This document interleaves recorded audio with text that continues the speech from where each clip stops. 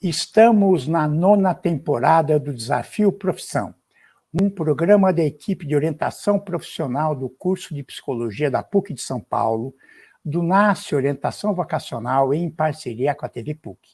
E agora conversaremos a respeito de uma nova profissão, de uma nova engenharia, a engenharia de transportes. Estão aqui para isso a Heloísa Desenkempter, que é arquiteta e urbanista pela PUC de Campinas, mestre em urbanismo europeu pela Fakultät Architektur de Bauhaus Universität Weimar, e doutora pela Unicamp. É professora da Faculdade de Tecnologia da Unicamp. E o Mauro Menzori, que é graduado em Engenharia de Agrimensura pela Faculdade de Engenharia de Agrimensura de Araraquara, mestre e doutor em Engenharia de Transportes pela USP e doutor também nesta área. É professor do curso de Engenharia de Transporte da Faculdade de Tecnologia da Unicamp. Eu agradeço a contribuição de vocês. E podemos, nós agradecemos. Obrigada pelo convite. Iniciar com uma situação inusitada ou até mesmo engraçada a respeito do engenheiro de transportes ou da formação deste profissional. Quem gostaria de começar? Eu cheguei à área acadêmica depois de ter trabalhado como profissional engenheiro até me aposentar. Depois fiz o meu mestrado e meu doutorado, vim para a área acadêmica e fui lecionar após um concurso na Universidade Federal de Juiz de Fora. E fiquei lá por 10 anos. E lá em Juiz de Fora havia, entre os professores, muita brincadeira dos professores mineiros com o paulista aqui, né? E eu sempre revidava essas brincadeiras. Então, uma das brincadeiras mais clássicas é aquela que o mineiro não chama o trem de trem, ele chama o trem de coisa, né? E as coisas, a mala ou o que ele precisar carregar para dentro do trem, aí ele chama de trem. Então, a brincadeira mais clássica que tinha lá era essa, uma família de mineiros esperando o trem, né? E aí o marido disse para a mulher, ô mulher, pega os trem que a coisa está chegando. Então, essa é uma situação bem clássica que a gente usava para perturbar os mineiros por lá. Vamos lá. E, Heloísa, você tem? Sim, eu tenho mais coisas inusitadas que a gente, às vezes, até aprende com os alunos em sala de aula, né? Eu sou professora na FT e hoje sou coordenadora do curso de Engenharia de Transportes e eu dou as disciplinas de representação gráfica e planejamento urbano. E, assim, é muito engraçado nas disciplinas de planejamento e mesmo nas disciplinas de representação que a gente parte já para o uso de ferramentas computacionais, né? E muitas vezes a gente se depara com alunos sem nenhum preparo, né, nessa aula. Então, né, eles têm muito conhecimento, né, dos smartphones, mas tirando isso, às vezes, quando eu falo, salve o seu desenho, né, abra um outro arquivo, vamos inserir, professora, como faz isso? Né? Faz como se faz com o Word, né, porque é uma plataforma tipo Universal Windows. Nunca mexi com isso. Eu falei, não é possível, você nunca mexeu com Word na sua vida. Então, a gente espera, não é, que os alunos já venham, assim, com uma carga computacional um pouco mais avançada, e geralmente eles não têm isso. Então, tem situações bem divertidas, assim, de que o aluno salva 10 vezes a mesma coisa, perde o arquivo, e é muitas vezes por desconhecimento. Então, essa é o que mais me chama a atenção, porque eu trabalho muito com tecnologia, né? Perfeito. Então, acho que essas são coisas que... E eu trabalho com drones também, então, quando eu levo alunos, né, sempre acontece alguma coisa engraçada, então, é bastante divertido trabalhar com eles. A gente aprende, mas a gente se diverte também. Pois é, mas nós estamos caminhando já estamos vendo isso, né, por um tempo, e não vamos precisar mais gravar. Eu não gosto de usar o termo salvo, para nós salvar não quer dizer isso, né? Gravar porque você vai usar diretamente o arquivo da nuvem e ele salva ou grava automaticamente, né? Está sincronizado, né? Bom, vamos lá. Qual é a ideia de um engenheiro de transporte? O que faz um engenheiro de transporte? coordenadora Heloísa poderia iniciar, mas eu acho que, como a pergunta é mais específica, eu posso tomar a dianteira, se a Heloísa me permitir, e responder. Claro, okay? claro. O engenheiro de transportes, geralmente, quem ouve esse termo, né, engenheiro de transportes, essa função, essa profissão, imagina que o profissional vai trabalhar com cargas, né, transportando, ou numa empresa que transporta cargas, mas, na verdade, não é isso, né, o engenheiro de transportes, ele é um profissional reconhecido pelo Conselho Nacional de Engenharia, pelo CONFIA, reconhecido pelo MEC, e ele tem atribuições para trabalhar em qualquer um dos modais. Os modais são o aeroviário, o terrestre, que contém o ferroviário e o rodoviário, o modal aquaviário, para linhas marítimas internacionais, ou mesmo linhas de cabotagem entre o litoral e o interior do país, hidrovias, então, e até com dutovias. Dutovias não é exatamente um modal que transporta passageiros até o momento, mas transporta cargas. Então, o profissional, o engenheiro de transportes, ele tem atribuição para trabalhar em todas essas áreas. E aí ele vai desde a parte administrativa, que é a parte do gerenciamento das empresas, passando pela parte técnica, e a parte onde ele vai desenvolver os trabalhos na área que ele estiver atuando, chegando à parte dos treinamentos e preparação da mão de obra. Se houver tempo, depois eu falo alguma coisa sobre o que a gente conseguiu constatar nas empresas que a gente visitou antes da criação do curso e como essas empresas veem esse profissional. Ok? O que seria exatamente, não sei quem vai responder, essa parte técnica que a gente desconhece? O administrativo a gente imagina, né? O que seria? Seria saber... Fale. Eu acho que o que o Mauro quis dizer na parte técnica, o que a gente vê na profissão, né, do engenheiro de transportes, é que ele trabalha com criação, com manutenção, com desenvolvimento de sistemas e infraestruturas de transportes, como o Mauro citou alguns modais, né? Então, assim, ele é uma pessoa que vai trabalhar também em equipes multidisciplinares, né? Quando a pessoa trabalha, por exemplo, num projeto novo, seja de uma rodovia ou mesmo um viário urbano, você vai ter a figura do arquiteto, do engenheiro civil, do geólogo, né? E muitas vezes, assim, o cara da ambiental que vai trabalhar com impacto, já que transportes, ele dependendo da escala, né, em que se dá essa intervenção, ela pode ou não ser de alto ou baixo impacto. Então, acho que um pouco de tudo ele vai ter que trabalhar, e é isso também o que a gente oferece, né, no nosso curso. Se o Mário quiser complementar. Sim, eu jogaria o foco mais nas atividades profissionais técnicas mesmo, onde, começando pela necessidade, né, de interligar dois pontos, pode ser de curta distância ou de longa distância, vai aí surgir a necessidade de se construir uma via, e aí a via pode ser marítima, aérea, enfim, terrestre.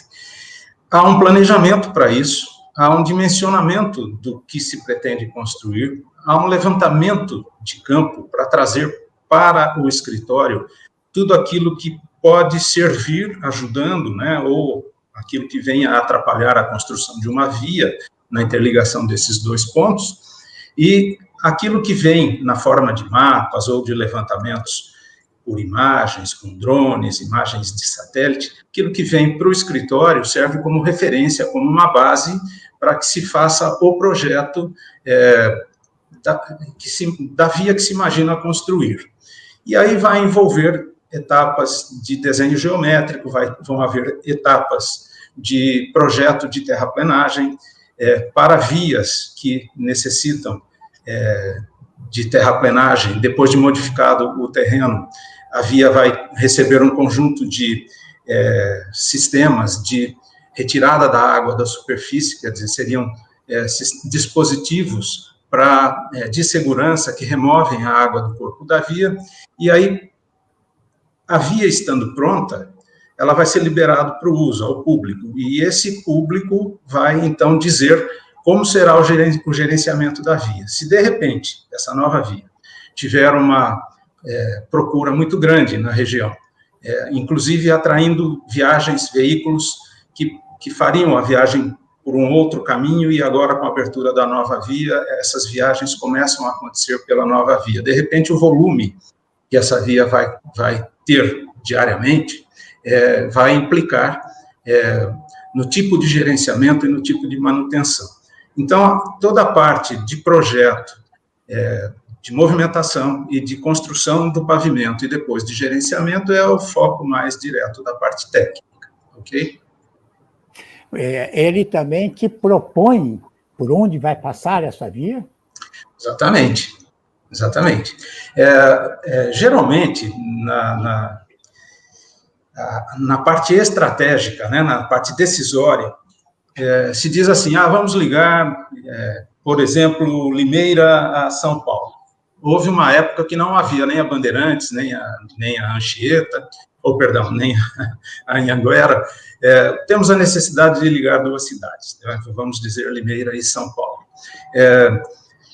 Tem que ser feita uma visita no campo. Hoje em dia se faz com o uso de drones, se faz com outros recursos, mas que também não dispensam uma visita diretamente no campo, onde cada palmo desse terreno, entre Limeira e São Paulo, que é o caso do exemplo, onde cada palmo do terreno tem que ser visitado e tem que ser inspecionado.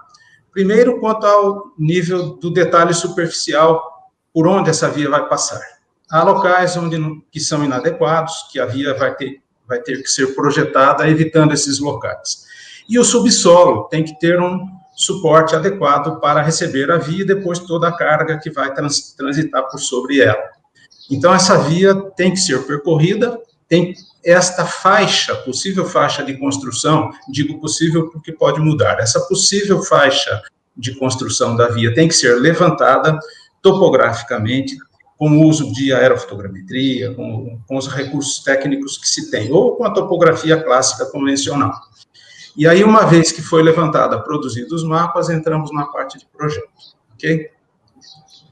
Eu acho que falta só uma primeira parte, né, na questão, você falou, quem decide onde passa, né? A gente tem todos esses aspectos técnicos, né, que o Mauro acabou de mencionar, mas a gente não pode esquecer também umas coisas que são preliminares, por exemplo, cada cidade tem o seu plano diretor, então, tem a questão do uso do solo, tem diretrizes viárias já traçadas, né, para o planejamento, né, planejadores urbanos. E, muitas vezes, a estrada, ela acaba tendo impacto não só em uma cidade, né? Como o próprio exemplo que o Mauro passou, ela vai de Limeira até São Paulo. Então, você passa por várias cidades aí, e isso também é um acordo entre municípios, né? E tudo que tem um impacto em regiões metropolitanas é decidido também pela região metropolitana. Então, assim, a gente política, né? Exatamente, entra a política também. Sem dúvida, predominantemente. E no metrô? Oi, desculpa. Desculpe. Nós tivemos a oportunidade recentemente, aí, há um ano e pouco atrás, de participar da reunião final do projeto ferroviário intercidades, né? Existe um conjunto, uma comissão parlamentar que estava analisando uma decisão do governo do estado de São Paulo de estender a linha ferroviária que vem de São Paulo, capital, até Campinas, estender até Americana, para que seja nessa linha ferroviária colocado um veículo de alta velocidade para que as pessoas que moram em Americana fossem trabalhar em São Paulo numa viagem de ida e de volta com em torno de 40 minutos, alguma coisa desse tipo. Existe esse projeto Intercidades.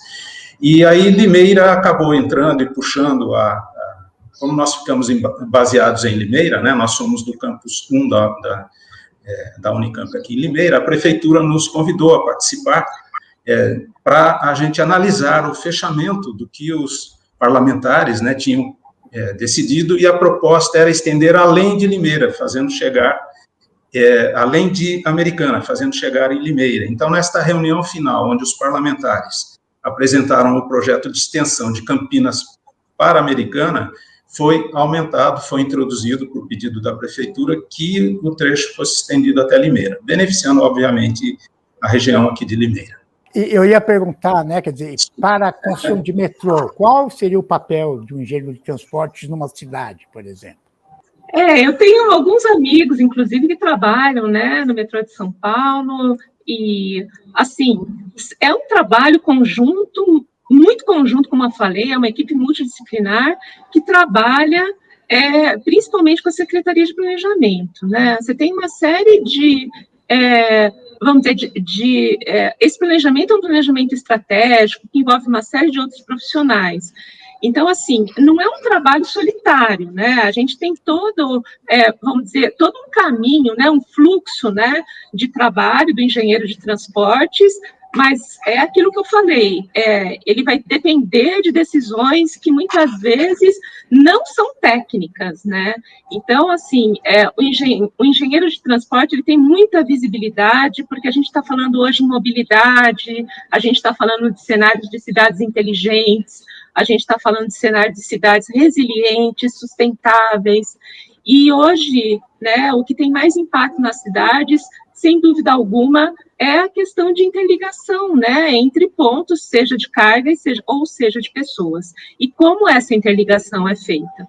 Então, a gente já tem, principalmente, né, nas grandes cidades, como é o caso do Rio de Janeiro, São Paulo, vamos dizer, um transporte, né, metroviário que muitas vezes não dá conta mais da situação, do número de pessoas, e que isso precisa também mudar para incluir outros modais que possam solucionar, né, os problemas de mobilidade. Alguns países já têm um cenário, né, por exemplo, a Inglaterra tem um cenário de 2050 sem combustíveis fósseis, né? Então, assim, como é que vai ser também o nosso papel dentro, né, desse macro espaço, né, que seria o nosso planeta, em termos também de sustentabilidade, né? E isso está diretamente ligado também com a parte de transportes. Além das matérias básicas da engenharia, o que imagino que esse curso tem, o que estuda especificamente para se formar como profissional nesse curso? Que matérias são essas? Quando a gente fez a proposta desse curso, a gente procurou focar a formação dos nossos alunos no modal terrestre, que envolve rodovias e ferrovias. Por que a gente fez isso? Porque aqui na Unicamp, na verdade em Campinas, já havia o curso de engenharia de transportes, mas em nível de pós-graduação. E a gente passou a oferecer aqui em nível de graduação. E a gente já tinha uma estrutura aqui de graduação, professores, laboratórios, bibliotecas.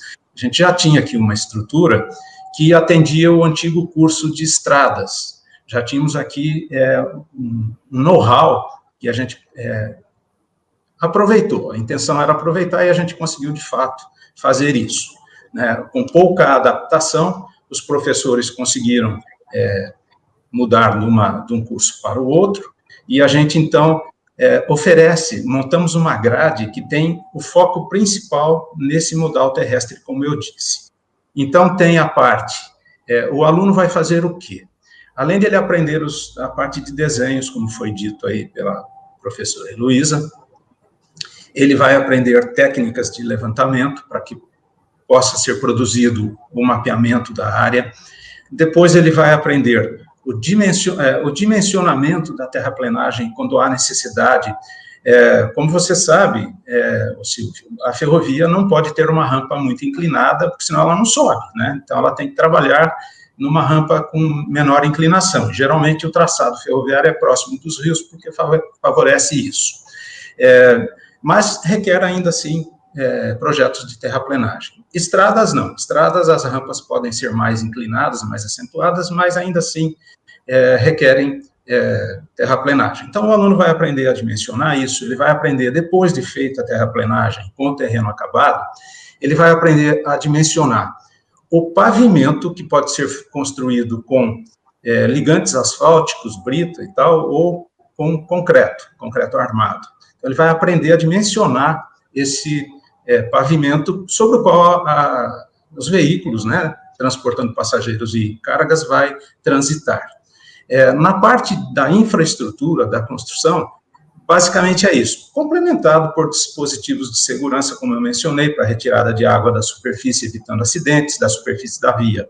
Sinalização vertical, com placas, sinalização horizontal, com pinturas, enfim, isso tudo ele vai aprender a dimensionar. E depois parte para outra etapa, que é o gerenciamento. Não vou me alongar, ok? Perfeito. Ô, Heloísa, e vocês não falaram, mas ele trabalha também com planejamento e construção de ciclovias? Sim. Sim, porque o transporte inclui não só veículos, né, inclui também deslocamento de pessoas, né, então seria a questão da mobilidade, então a gente tem vários tipos, né, de meios de transportes aí. Eu só gostaria de complementar o que o Mauro falou, com relação, assim, ao currículo, né, da engenharia de transportes. Então, assim, a gente tem 3 grandes áreas, né, a gente tem as básicas, que é o que a maioria das engenharias tem, né, cálculo, física, etc. Depois a gente vai ter fundamentos, né, que são disciplinas que vão dar suporte para as disciplinas profissionalizantes, né, específicas aí da engenharia de transportes. Então, aí inclui a geomática, que o Mauro estava falando, inclui a questão da hidráulica, hidrologia, né, princípios estruturais, e até ciências sociais, porque isso é importante também, né, no curso de engenharia. E as específicas, né, seria a infraestrutura de transportes, a parte de planejamento, gerenciamento e operação. Então, quer dizer, além disso ainda, nós temos hoje um compromisso também, que é um compromisso através legal, né, que as universidades estão se adaptando, de incluir, né, na sua grade curricular as atividades de extensão. Então, a gente vai ter a possibilidade também de sair um pouco dos muros da universidade e praticar, né, princípios que nós estamos estudando, propostas, projetos direcionados, então, para a comunidade. E ele vai trabalhar onde? Nos departamentos governamentais de estrada de rodagem? Ou vai ser um autônomo? O que vocês imaginam? Eu acho que tanto um quanto o outro. Eu acho que a consultoria na área de transportes vai crescer bastante. Eu faço uma disciplina de primeiro semestre para os ingressantes, que chama-se Fundamentos da Engenharia de Transportes, que tem um caráter assim mais para informativo, para que o aluno realmente veja onde ele entrou, se realmente era aquilo que ele imaginava e tal. E aí tem um quadro que eu mostro das áreas de atuação do engenheiro, né? Então, começa lá desde o Ministério, né, dos Transportes, ali ele pode se colocar em qualquer área, né, ligada ao transportes, e vem até a parte onde ele vai ser um executor numa empresa contratada, terceirizada ou autônomo, né? Então, eu digo assim, olha, depende da índole de cada um. Nesse quadro que eu estou projetando, você pode chegar a ser um ministro, ou quem sabe o presidente do país, por que não, né? Então, qualquer brasileiro, né? Qualquer brasileiro, exatamente. De qualquer profissão ou sem profissão até. Exatamente. Eu acho que é importante também a gente colocar, eu vi até uma reportagem naquele site salarios.com.br, né, que a contratação de engenheiros de transportes cresceu de abril de 2020 a março de 21, 67% aproximadamente. Então, assim, existe uma procura muito grande por esse profissional. E nós somos poucas aqui, universidades no Brasil que estão oferecendo esse curso, né? Depois da Unicamp, ainda temos mais uma, né, Mauro, que surgiu recentemente, e eu acho que no total são 7 espalhadas aí pelo Brasil. E posso falar um pouquinho da concepção? Só um minutinho. Essa procura é de empresa privada, de construtora ou de prefeituras? Você sabe? Olha, Sei, 38% aproximadamente são de empresas de serviços de engenharia, ou seja, ele vai compor uma equipe, né? Não é uma empresa especializada na área de transportes, tá? Em segundo lugar, vem o profissional que está trabalhando com logística, né? Que seriam transportes aí rodoviários de carga intermunicipal, interestadual e internacional.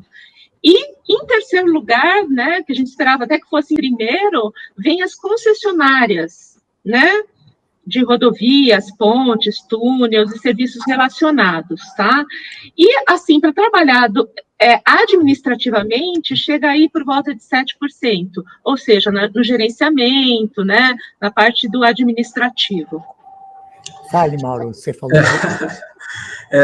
Ainda que respondendo essa questão, né, mas eu vou esticar um pouquinho, recuar um pouquinho no tempo.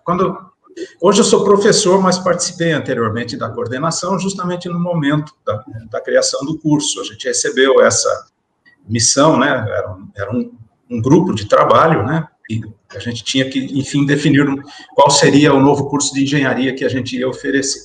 Naquela ocasião, a gente fez visitas em empresas particulares, fizemos visita a empresas particulares, a empresas estatais, empresas que prestam serviço de consultoria, e a gente visitou, por exemplo, a CPTM, a CCR Autoban, a gente visitou empresas particulares como a CR Plan lá em Campinas, enfim, a gente procurou identificar se o mercado, se havia um nicho de mercado para esse novo profissional.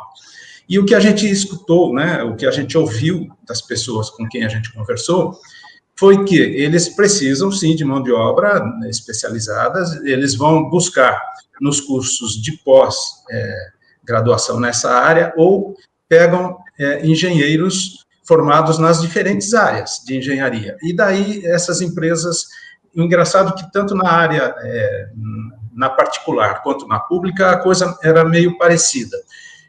Eles pegam o profissional recém-formado em qualquer área de engenharia, fazem o processo seletivo, obviamente, e depois eles puxam para um treinamento que leva 2 anos, em torno de 2 anos, para que esse profissional se adapte ao ritmo da empresa que agora ele vai trabalhar. Muito bem, eu agradeço as contribuições e até o próximo Desafio Profissão.